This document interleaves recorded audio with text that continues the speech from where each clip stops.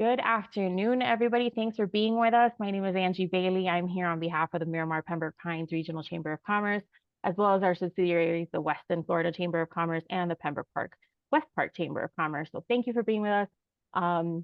We are discussing a very important topic today. I think that is very important as small businesses to make sure that we know how to price our product and service properly so we're not undervaluing ourselves and we're not leaving money on the table. So important. And our speaker today is the person to talk about this, Roslyn Rice. Thanks for being with us. Yeah. She is the co-founder of DPI LLC, which is a high impact consulting firm. They are trusted advisors that help business owners discover tools to accelerate their success. Roslyn is a speaker and a best-selling author, as well as a collaborative, client-centric business professional experienced in creating sales and people strategies that fuel sustainable growth and navigate market volatility. She is a past president of NABO, the National Association of Women Business Owners in South Florida. She is a 2024 Pinnacle Award winner for the Miramar Pembroke Pines Chamber of Commerce. Such a great award. A graduate of the Goldman Sachs 1 Million Black Women Program and a lead consultant with the Florida International University Small Business Development Center. Roslyn, thank you so much for taking the time to be with us today and discussing this such important topic. Yeah, you're so welcome. I am so happy. I am passionate about this topic. This is one of my signature speeches. I have taught this at a lot of universities because I think there isn't any business owner I know that has not asked the question, am I charging the right price? So I'm pulling up my screens here. And if you've ever asked yourself that question, like put it in the chat. Like if you've asked yourself that question, am I charging the right price? It doesn't matter what stage of business you might be in. If you've launched something new, you've asked this question, gosh, am I charging the right price? Am I being ghosted because I don't have the right price? Like I would love to know if you have actually ever asked this question, am I charging the right price?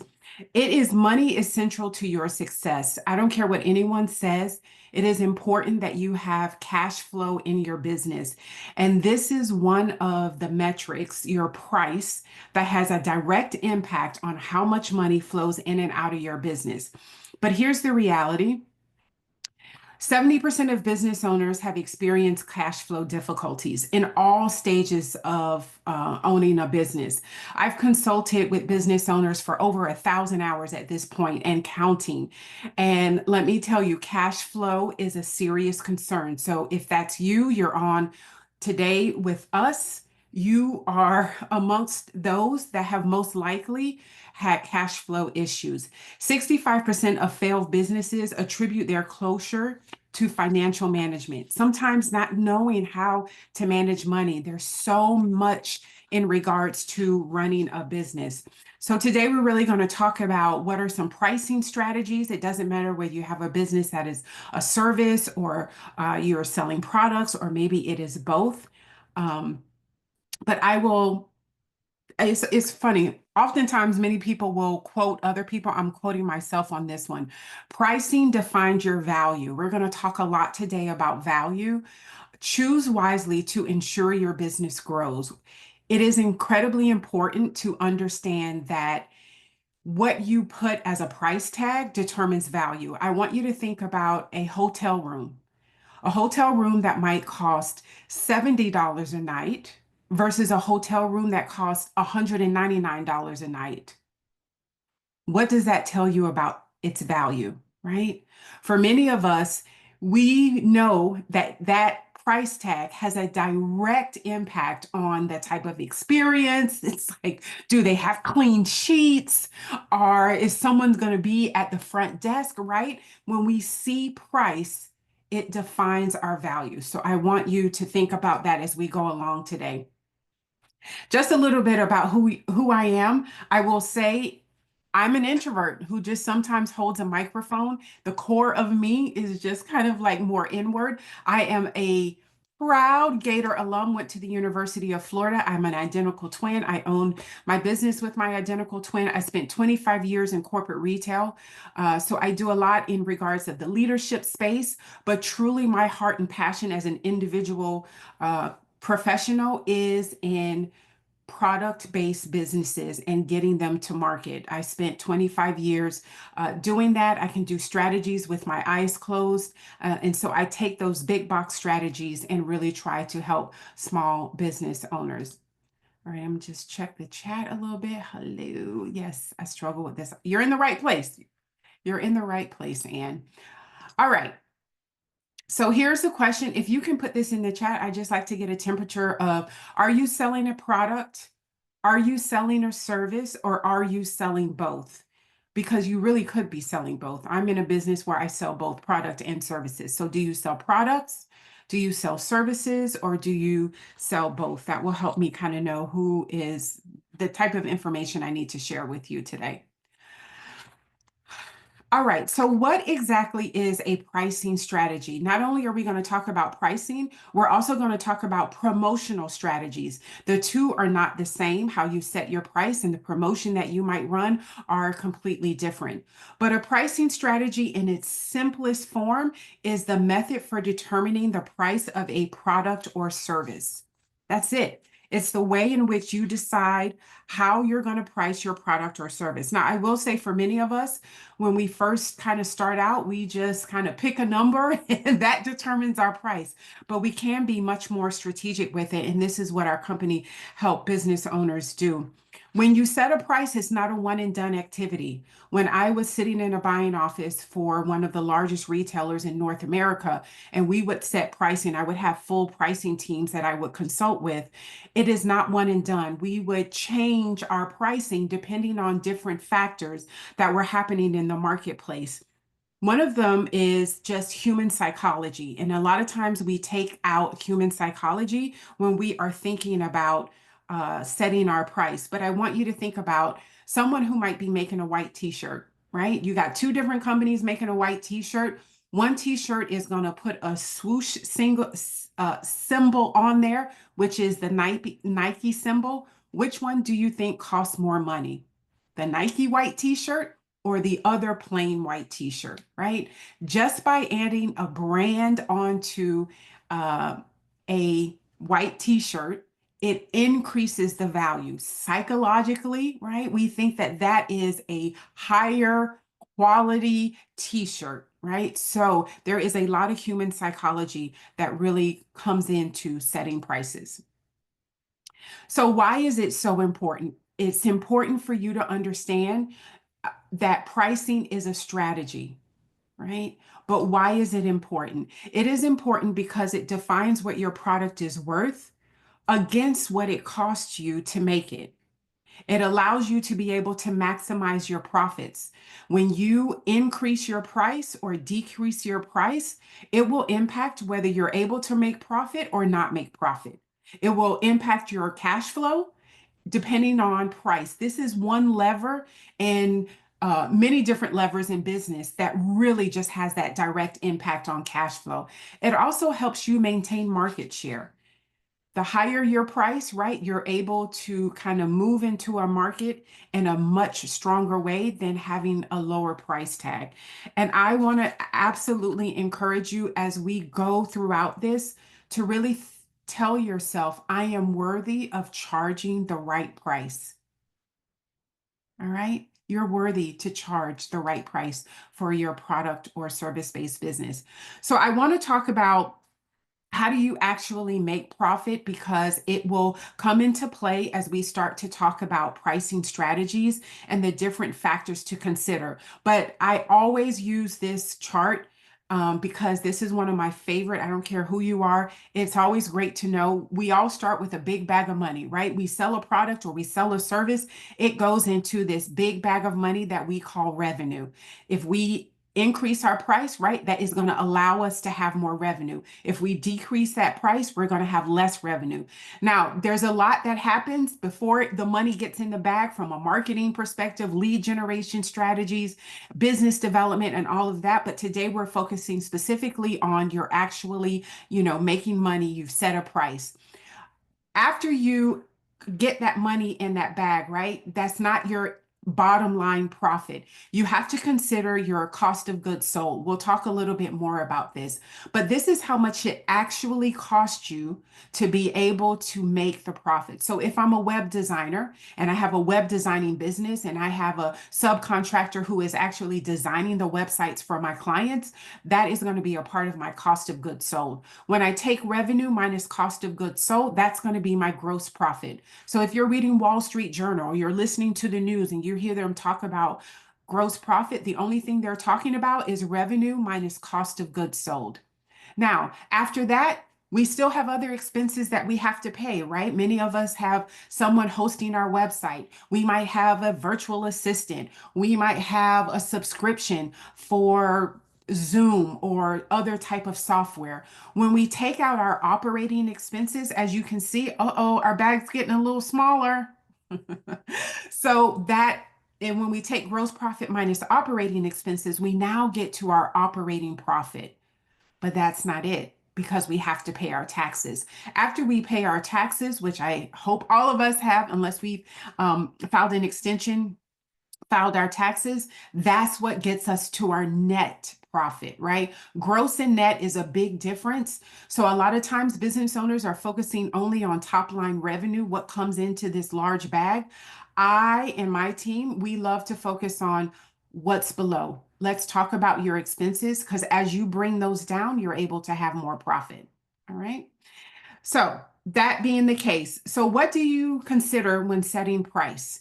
And these are the factors that a lot of times when we're thinking about setting price, and if we have any people in the financial industry, my methodology is completely different. Oftentimes, you will say, hey, this is how much of a revenue goal I want.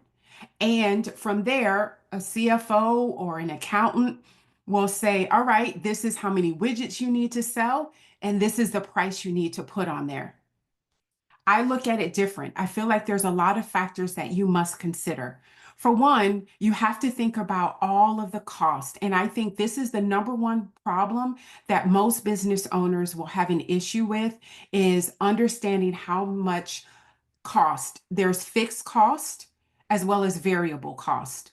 So fixed means that these costs, no matter how much you produce, no matter how much you sell, are going to be fixed. Variable will change based on how much output you have. So think about someone who is baking. If they sell more cakes, right, they're going to need more eggs. That will be part of their variable cost. The other factor to consider is competition. What is your competition doing? If you're sitting here in South Florida, the competition or the competitive price might be completely different than someone who's sitting in Montana, right? I may pay $6 for a cup of coffee here, but when I go to Montana, it might be $2.50. So it is important to do market research. Our team is able to help with that and understanding from a competitive landscape what price you should charge. The other thing you have to think about is your consumer demand. Are people actually buying what you're selling? And when I say that, it's important to know that many times we are just trying to force a product or service into the marketplace. But the question becomes, what is in demand? Right now, I will say this, if you have a service-based business, many times businesses, if you're selling to Fortune 500, they're looking at their third party or their kind of their third party as just an expense line right now, right? The economic volatility that we're dealing with, they're circling that and saying, how do I get rid of it? Right. So, how do we change our service? How do we change our packages so that we're not just a nice to have item, but that we are a must need item, even in economic volatility? The other thing you want to think about is brand positioning. How are you positioning your brand in the marketplace? And when I say this, I want you to think about a Louis Vuitton.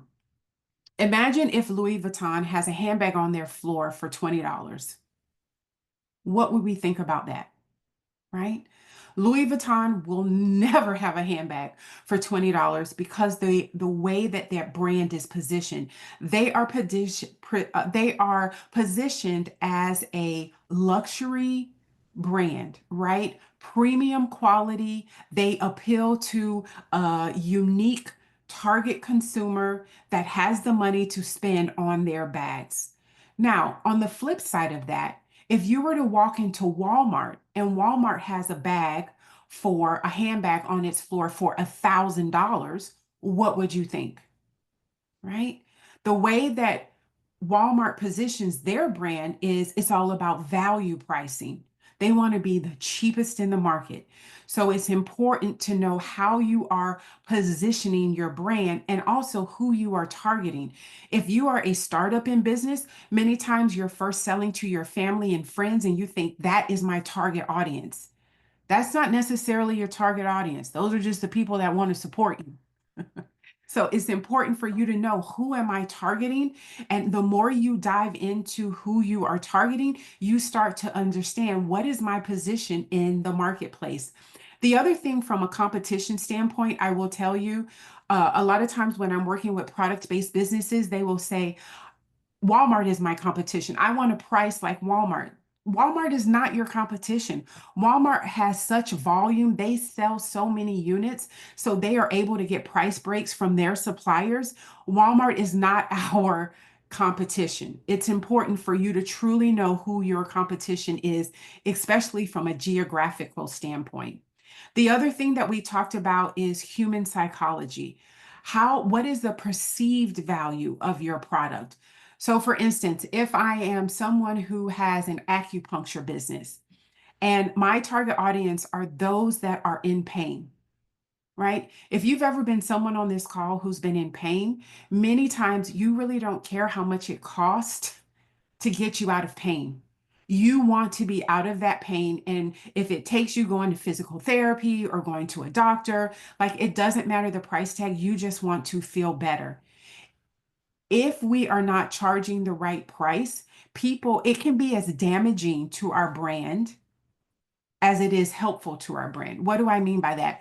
I had a client who was selling magnets for Jeeps, and she increased her price and her business spiked. And really, it was because people thought that her brand was cheap or not as great quality because she was pricing it so low. So let's say if you have a cup of coffee and it only costs you about $2 to make that cup of coffee, you're not going to put a $2 price tag on it. You're going to want to look at the competition. If every coffee shop around me is charging $6, what price should I be charging? I should be charging $6.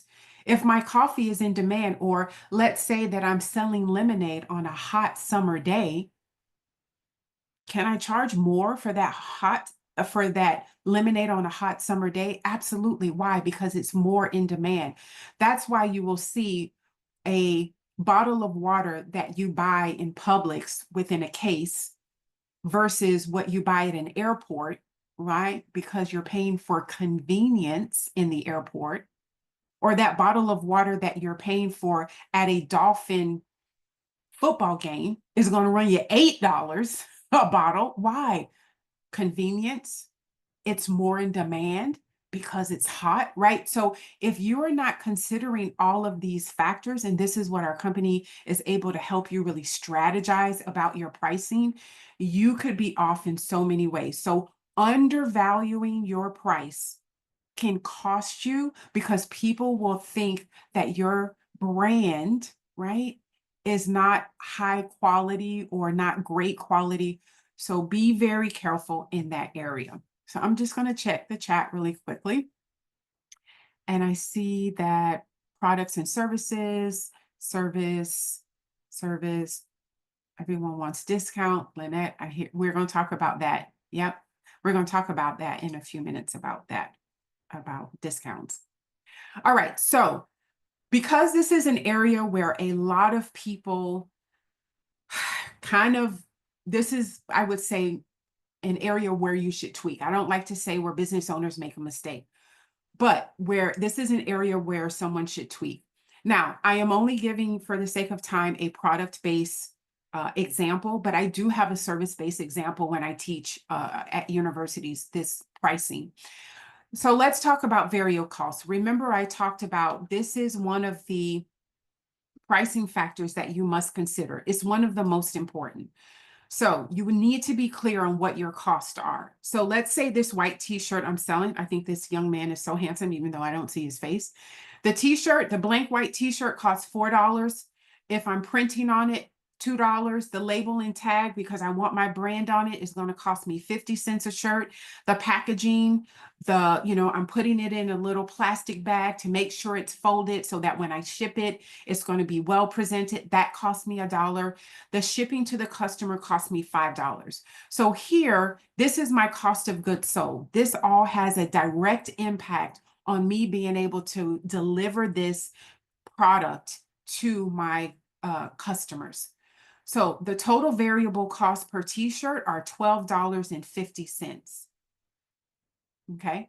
Now, the only thing that is missing here, and I am critiquing myself here, is the labor it costs to actually make the shirt or manufacture the shirt. So next time I'll add that in, right? So variable cost, remember, depending on what your output is, how many you sell, variable means that number will change. Okay. Now, we all have fixed costs. These costs do not go away. So let's think about licensing, insurance, if there is sometimes rent or equipment that we're leasing. Let's say we're working in a commercial kitchen. You need to have a clear understanding by month what your fixed costs are. So for this t-shirt, I have my website that I'm subscribed to and hosting. That costs me $30 a month. My co-working space where I have my office costs me $300 a month. I know that's a really good price, right? Design software costs me $20 a month. Business insurance, right? I just take my annual number that I pay for my business insurance and break it out, divide it by 12. I get to $50 a month. So now I see that my total fixed cost is $400 a month. All right. I know from a fixed cost perspective, it costs me this much to be in business a month, $400. Now, what happens if I project? That's why it's important to project out. Many times with bookkeepers and accountants, they're looking back. They're looking at lag measures. They're looking at what has already happened in regards to your business. When you're in business, you need someone looking forward. This is where you start hiring. Once you get to the 750,000 kind of annual revenue up to 6, 7, 8, 9, 10 figures, you want to have a CFO, someone who's looking forward. So let's say they projected that I'm going to sell $100, 100 t-shirts a month. I take that $400 divided by 100. My fixed costs are $4 per shirt. All right.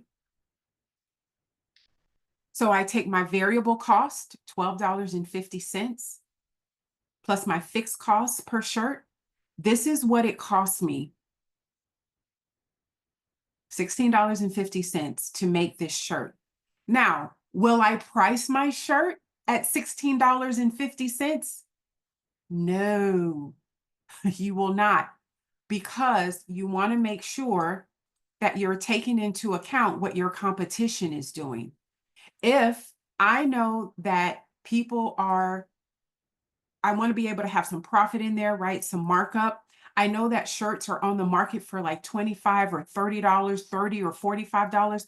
I want to make sure that I'm pricing competitively, but it starts with me knowing how much it costs to make one unit of product or even one unit of service. When I price my individual services, I am very clear. Even from a labor perspective, I factor myself in on what 1 hour of labor costs for me to deliver 1 hour workshop at, let's say, wherever. It's important that you know your total cost. All right. Now let's talk about some common pricing strategies. This is where it gets kind of good. We talked about all of the different factors when you're setting your price. But let's talk about some pricing strategies. And even though the majority of these will be focused for product-based businesses, there is still a lot that you can apply for service-based businesses. Okay, so these were some of my favorite when I was in the buying office for this big retailer. And one of the most common pricing strategies that people will use is cost plus pricing. And what does that mean? All that means is I'm going to know what my costs are, making sure I understand all of my costs. I'm going to add a little bit of markup, and that's going to give me my final price. So let's say for that cup of coffee, I did all the numbers. I know that cup of coffee cost me $2. I want to have a 50% markup. Like I want to just kind of double that. And so I'm going to put it out at $4, right? The only reason this is not my favorite, and this is often what is used, is because it's not taken into account what is the competition doing. It's not taken into account, is the product in demand? It doesn't take into account what the human psychology is, right? So if I'm saying that I am using coffee beans that are organic and they are sourced from this special rural area in Colombia, all of that adds value, right? And so when I start using those words, I can then increase my price. For instance, I just went and bought a cup of coffee at a bakery. And when I said I want a milk alternative and I got oat milk, you know what? They charged me an extra 75 cents. Why? Because of value, because of human psychology. It makes me think that I'm getting a better cup of coffee because I asked for a milk alternative versus just, half and half. Another pricing strategy is competitive pricing. This is where you want to be kind of in sync with what is happening around you in regards to your competition. So I want you to think about if you're working with, what your competition is doing, but this is where a company like Walmart, right? Walmart will know that their pricing is going to look different than, let's say, a Whole Foods, right? Because of the positioning of their brand, they know that they're not trying to compete for the same client. The other thing, so they're going to price their products lower. But then there are times when you are pricing higher. So I want you to think about Dunkin' Donuts versus Starbucks. Dunkin' Donuts is going to price a little bit different than Starbucks. Starbucks really focuses on experience. They want you to come in, they want you to have a meeting, they want you to linger, they want you to buy more coffee.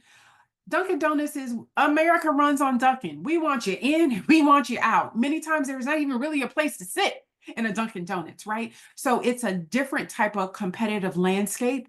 Competitive pricing is a great the best example I can use is think about a bread aisle. This is competitive pricing you want to use when you're going into a completely saturated marketplace like a bread aisle. Think about how much bread, how many different price points are on a bread aisle.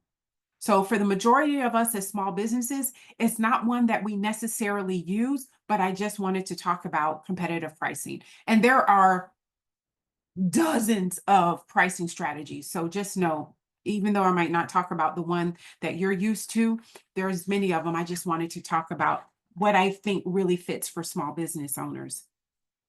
Tiered pricing. If you have a service-based business, oh my gosh, I want you to listen. This is how I will normally price our services at our company. Tiered pricing allows for the business to have options. I personally believe people like options, right? You think about Delta, there are some that want economy, there are some that want business class, there's some that wants first class. Why not provide them different options? Even if I'm on the Bright Line, right? I have different options based on the amenities that I want when I'm traveling. So this allows you to provide them options. It's almost, even if you go into a restaurant, you can have the house wine or you can have the top shelf, right? So this allows you to have almost a good, better, best, have an entry level price point, and then a medium price point, and then a premium price point. So one of the things I think about, if you have a service-based business, think about having a kind of a do-it-yourself pricing. Maybe it's an e-course, maybe it's an ebook that someone can download, but they can basically kind of be on their own and you're still making money from it. The next tier can be a do it with you. meaning that you're going to charge a little bit more, but you're going to be doing it with them. You're going to have weekly meetings. You're going to talk about how you are delivering the service to them, whatever it is, the service that you are offering.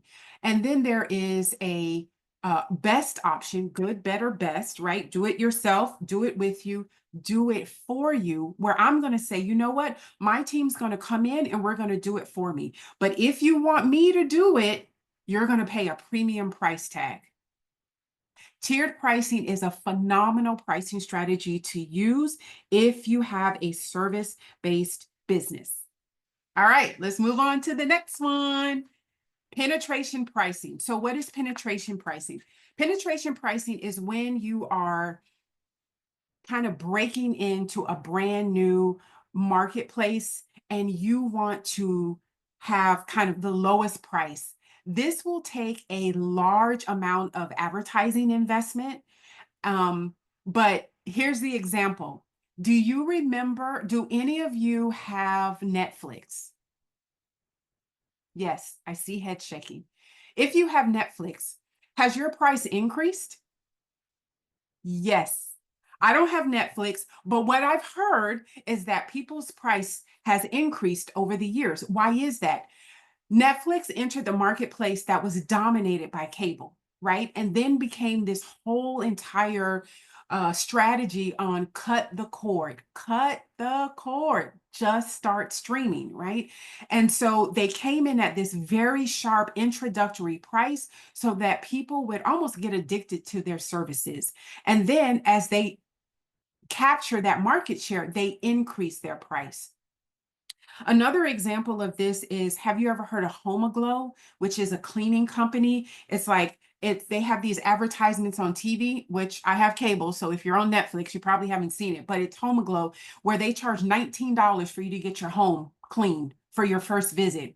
Why do they do that? They want to capture you to get you used to their type of cleaning services. And then what? They're going to increase that price after 2 or 3 different cleanings. So penetration pricing is great if there are retailers will use it if you really need to bust into a marketplace. You have a lot of advertising dollars to spend. I will say that you have to be very careful. You have to be super sharp with penetration pricing because you can lower your brand equity, right? You will get customers used to you always being at that rock bottom pricing, and you do not want that. So again, our team is able to help you be strategic to let you know when do you get into it, and then when you need to have an extra strategy out of your penetration pricing. The other thing is value-based pricing. Again, if you have a service-based businesses, that's why I put tiered and value-based. You need to compete on value. You need to be talking about your value before you ever talk about price. I need to know that you're going to be my Tylenol for my pain point before you ever talk to me about how much the Tylenol cost. If you are, I need to know that in some way there is value that matters to me. This all goes back to knowing who your target audience is. But what are my trigger words? Let's say if I have apparel or I have food, am I using the words vegan or eco-friendly? If I have cleaning products and I have small children, is eco-friendly the buzzword that I need? I want to compete on value. This is important for you to communicate that extra value to customers. If this is where you are in regards to a service-based business, I will say never just send a proposal. You need to always be on with that prospective client saying, hey, this is our pricing and this is why we have this pricing. Never just send a proposal. What do? Open the proposal and scan right to the place that says, this is the price. And normally that's how you get ghosted. So value is understanding the financial value that that you are solving. Understand your differentiator. You need to have a solid value statement. Our team is able to help with that. But I used this in the past with Apple Watches. I was with a company that was going into the smartwatch business before there was Apple Watches. Does anybody remember Fitbit? I know I am definitely I am definitely dating myself with that, right? But Here it is, smartwatches weren't just counting your steps. You were now able to see how you were sleeping. You were able to see, you were able to take phone calls. You were able to make payments, right? So we focused on the value of what people were able to discover about themselves. I mean, now you can almost figure out your blood type with these Apple Watches and whatnot. But value-based pricing is if you have services or if you have products that have a high price tag, you definitely want to be using this as a pricing strategy. All right. I'm going to ask Angie, do you see any questions out there that I might need to answer? No, not any explicit questions right now. If Okay. anyone has some, please feel free to drop them in the chat. Yes. All right, so now let's talk about promotions. And Lynette, I think this is what you were talking about, or I can't remember who said it, but uh, your promotional strategy is not the same as your pricing strategy. A promotional strategy is a marketing strategy. Do not confuse them.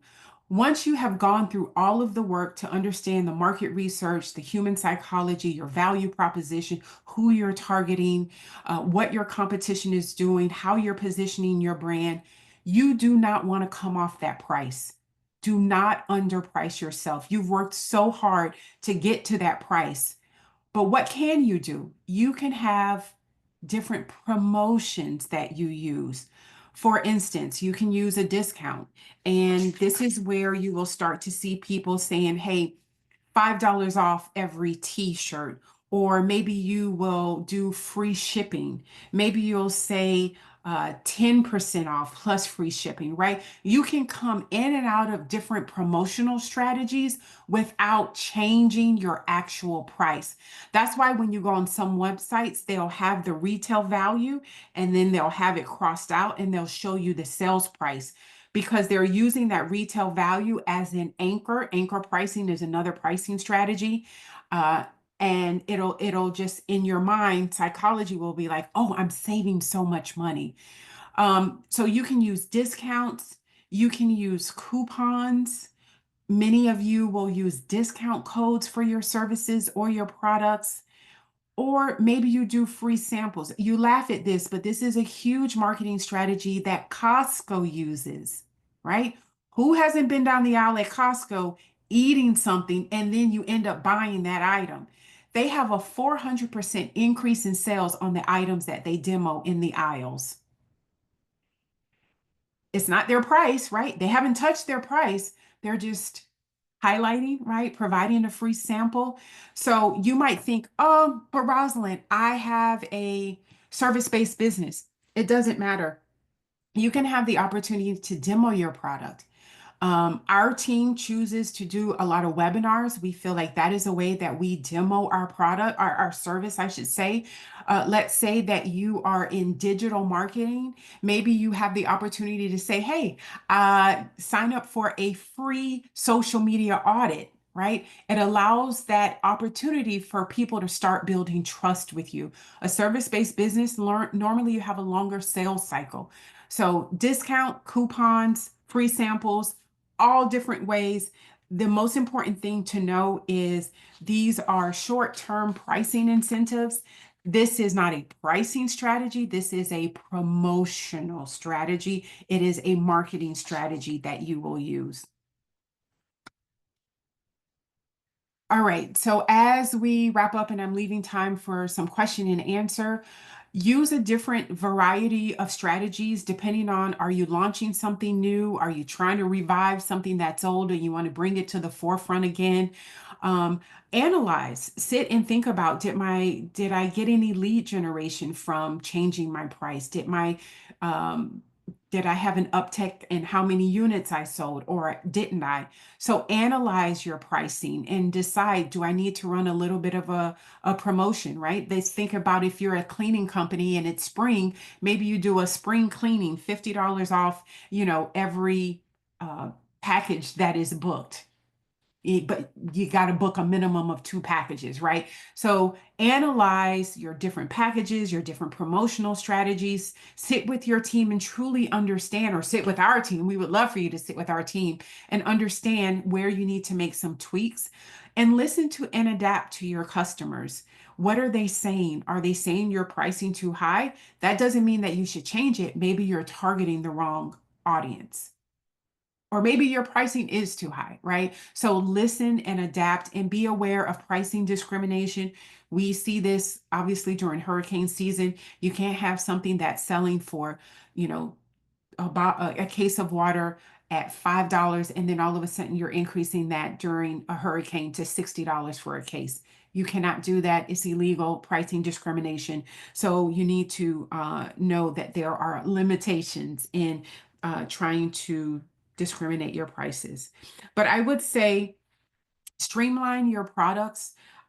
Think about how you can bundle items together. That could be a way. Maybe your service and you have, you're going to do an e-course and you also have the ebook to go with it. How can you bundle those two items together? Maybe there's an event that you can do. I saw someone doing a mommy and mocktails event. I thought that's a great way to just draw people in and start using it as a lead generation strategy. So use a variety of strategies, analyze, listen, and adapt. I think that would be my greatest advice to you. And don't underprice your services. All right. So if we can open it up to see if there are any questions. Yes, please. We've gotten a ton of great information. So feel free if you have a question to go ahead and unmute yourself and let's get some answers going.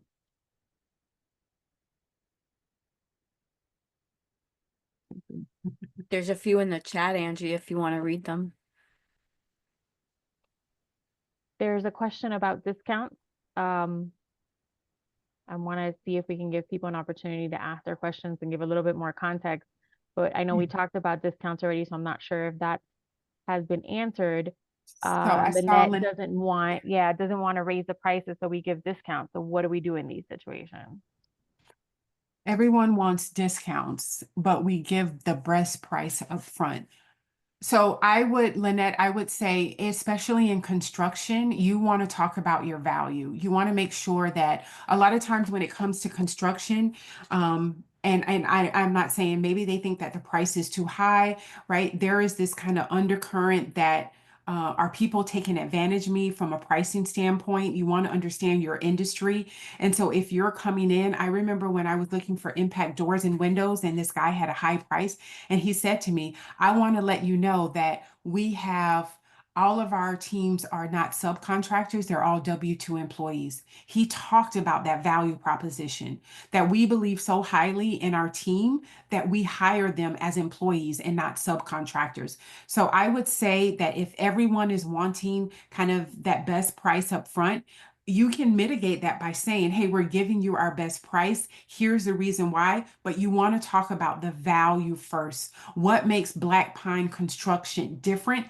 than any other construction company? Talk about that first. Yeah. But you can Great offer a point. discount, let's say, to a chamber member. Offer us a discount, Lynette. Yeah. It's just so hard because,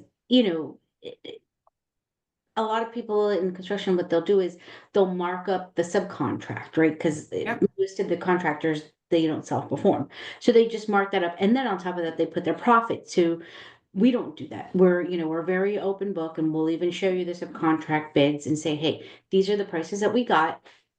Yes, sometimes you'll see a little ad because they missed something, and we know that from history that, you're going to need touch-up paint. So we'll add some cost for touch-up paint. But then they just look at our overhead and profit number and they're like, oh, well, that's too high. You need to cut that down. You're making too much money. And I'm like, we're already at a value that I don't think is outrageous. And it's, we need to make money, right? We need to pay our bills. We need to still make money and keep the doors open. So it's always that. They always think it's too high. Yeah, I would say there's a lot of like what I'm hearing is it's a lot of focus on what I do, right?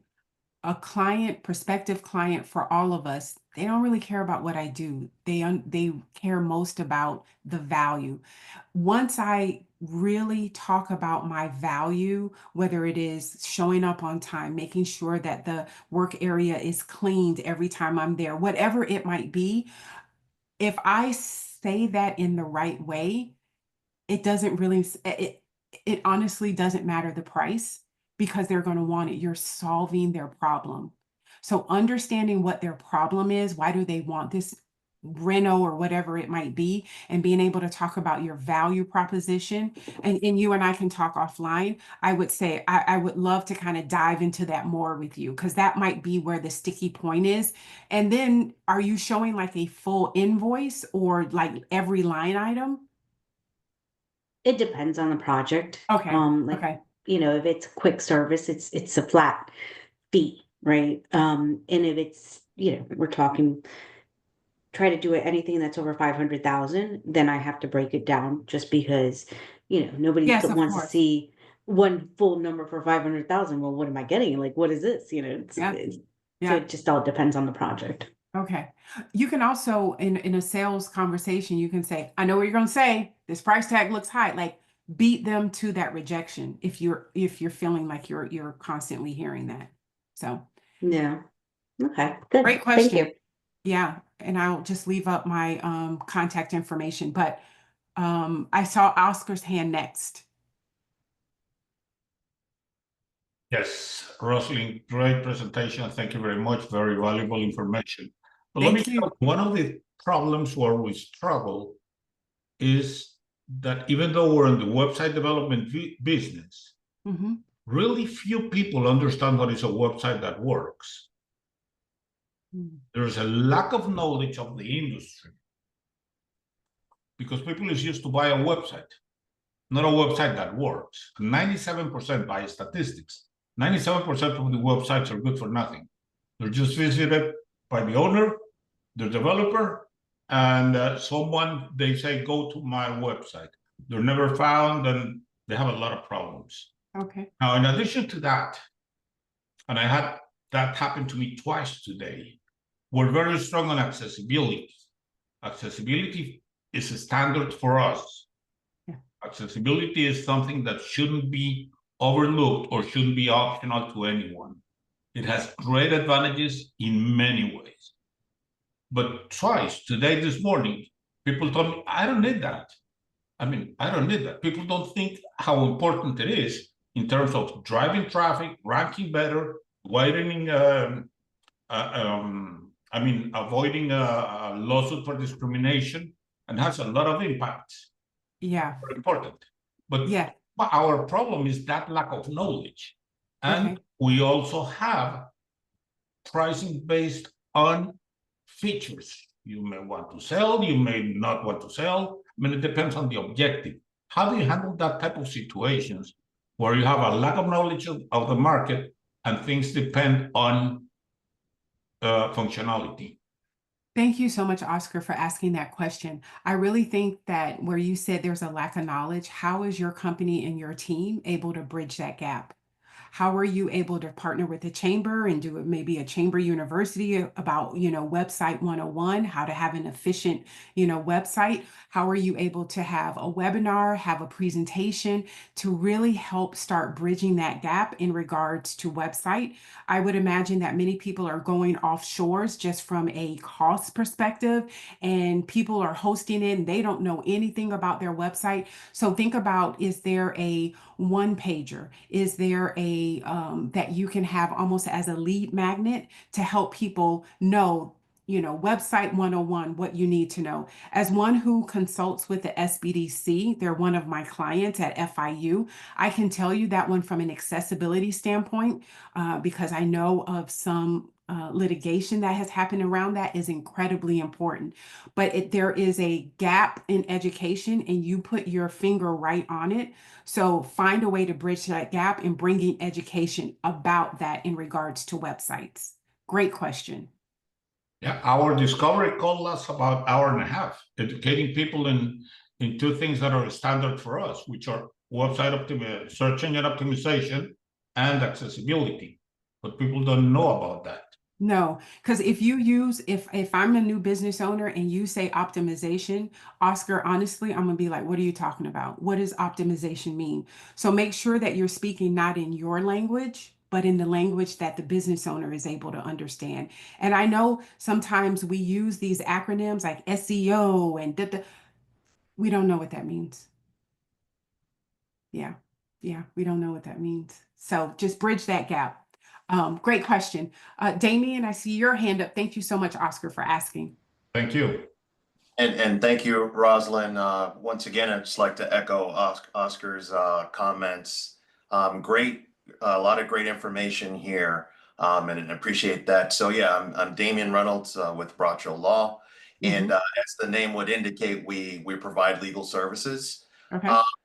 So, question and potential follow-up. Was curious, what if you've had experience with helping law firms or folks who are providing legal services market their legal services, and just in general, what kind of pain points they're having, things maybe that we should be looking out for. Oh, great question. Yes, I have. We have clients that are attorneys. Obviously, with the Florida bar, there are a lot of restrictions sometimes in how you're able to market. Many of our clients are using just outreach education, almost what I told Oscar. So they're in the community. Let's say, for instance, if you're an estate planner, you're going to partner with AARP, the local AARP. You're going to, be a part of the Senior Focal Center. You're going to be a part of being where your target audience is. That's what I always think about in regards to, depending on the type of law that you're doing. Your target audience will tell you, as you do that deep dive from a marketing perspective of who they are, like where do they hang out, right? If I know that I am marketing to let's say, a busy professional mom with 2.5 children in the white picket fence, I know that I am not trying to reach her between the hours of like 6 and 8. Right? She's trying to go through bedtime routines and all the things. I'm better to kind of get her when she's sitting in car line, or when she's possibly if she's a stay-at-home mom during the middle of the day, right? So knowing who you're targeting at a granular level is key. Yeah. Thank you. Did that answer your question? What type of law is it? Well, it's funny you said estate planning, because we do a little bit of that. Okay. Our focus is on heirs property. That's kind of Okay. what we're specializing on. I don't know if you're familiar with it, but it just as a general sense, we're trying to help folks protect generational wealth. Because a lot of times what happens is the family property is not specifically stated how it should be passed on or who it should go to, and you end up in a situation where there are several or more potential heirs, and then once that happens, the property is kind of locked. You can't do anything with it. You can't get FEMA assistance, for example, et cetera. And a lot of times, folks lose their property, and this is a particular problem in a lot of our underprivileged communities here in Florida. So that is kind of a little bit on heirs property there, and part of Okay. our focus. But we do general consumer Okay. consumer rights work. I would say to you the same as I said to Oscar. Don't focus on what you do, right? So if I come to you, and a lot of time an attorney will lead in, like, I'm an estate planner, I'm a business, I do contracts. I don't care. What do I care about? If you were to come to me and say, I'm this person that helps you not lose your property, well, I understand that, right? It's your value. So I would say, as you're out talking and really thinking about your pricing, think about value. There's a high ticket on if I can help someone not lose their property, right? Yeah. Absolutely. Thank you. You're welcome. All right, Kimberly. Hello. I just wanted to quickly go back to Lynette's question really quick, Yes. because I think it's more of a comment than a question. I just think it's so heartbreaking that we as business owners have to defend our rights to be in business to make money. Of course, everybody's in business to make money. And I think that's where like Rosalind and people like her are like really doing God's work for people like that. You know, if you consult with Rosalind or you know, you consult with somebody who does what she does, and then you can get your pricing strategy down and you don't have that imposter syndrome that we all have when we're trying to price ourselves. Is this too high? Is this too much? You have a professional there telling you what you're worth and telling you how to defend it. And I just think that that's like really just so important to like sit with somebody like Roslyn and have that discussion, so that you know you can go into these conversations with more confidence. You know what I mean? Instead of having to go like, well, you know, geez, that's, you know, I'm doing everything I can and I have to make some money. Instead, you're going, well, this is actually a pretty high value for you. And so that's why you should pay it. You know what I mean? It's like you're coming at it from a whole different attitude, you know. Once you talk to somebody who sort of validates it and tells you, well, this is why you're worth that, you know, it makes it a lot easier. So anyway, I just wanted to say that about Rosalind, and you should all go and make an appointment with her. Yeah, thank you for that. I'm going to be completely respectful of your time, but I always believe one action. What is one thing that you will take from today as far as a strategy that you can apply? Just one thing. Maybe it's just knowing all of your costs. I mean, I appreciate Lynette, Kimberly, Damian, Oscar. I appreciate those questions. There will be follow-up. I have a little tool that a flyer that I am going to share with you in regards to just kind of the type of services that we provide after this call. But thank you, Angie, for being on. Thank you, Chamber, for this opportunity. I'm passionate about price, passionate about it. So I would love to be of service to you and your business. Thank you so much, Roslyn. We are so lucky to have you in our chamber because it's not only that we are able to support you in your business, but you do so much to support the others in our chamber. So I just want to say we are so incredibly grateful for that and to have you as a resource. Everybody that's on the call today, you're going to get a recording of this in case you missed anything. Give us a couple hours. We'll get that put on our YouTube channel. And whenever you have a chance, if you also want to check out our Chamber University playlist on our YouTube channel, you'll see a host of other topics that we've done before. So hopefully if you have some time, you can also do some learning on some other topics. And if you ever have an idea for a topic that affects your business that you think may be affecting others as well, please feel free to reach out to us at the chamber. We will get another Chamber University going for that. So we're always open to those suggestions. Thank you all so much for joining us today, and we'll see you again soon. Thank you.